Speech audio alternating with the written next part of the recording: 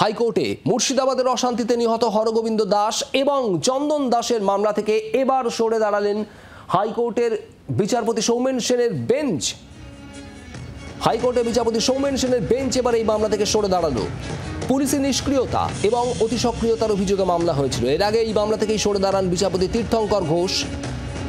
আর এবার সৌমেন সেনের বেঞ্চ সরে দাঁড়ালো এই মামলা থেকে। এবার মামলা আবারও ফেরত যাবে প্রধান বিচারপতির কাছে। ঘটনার সিবিআই তদন্তের আবেদন জানিয়ে পরিবারের তরফে মামলা করা হয়েছিল।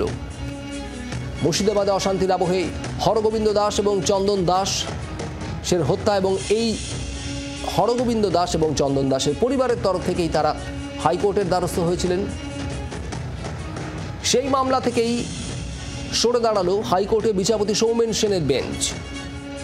অর্ণবাংশু নিয়োগে আমাদের প্রতিনিধি রয়েছেন আমাদের সঙ্গে। অর্ণবাংশু, সৌমেন সেনের বেঞ্চ, বিচারপতি সৌমেন সেনের বেঞ্চ সরে দাঁড়ালো এই মামলা থেকে, কি খবর?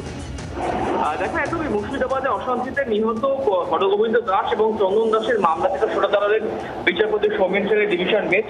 পুলিশের নিষ্ক্রিয়তার মামলা এবং অতি সক্রিয়তার মামলা, মূল মামলা হয় কিন্তু সিঙ্গেল বেঞ্চেই। সিঙ্গেল বেঞ্চ যেহেতু মুর্শিদাবাদ বলেই আগে থেকে সরে দাঁড়িয়েছিল, কিন্তু এবারে ডিভিশন বেঞ্চ মনে করেছে যে এই মামলা তারা ইন্টারফেয়ার করবে না, সেই কারণে মামলা তারা সরে দাঁড়ালেন।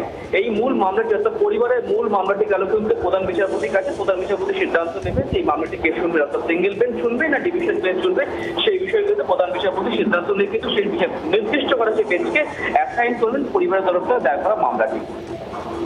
ধন্যবাদ অর্ণবাংশু।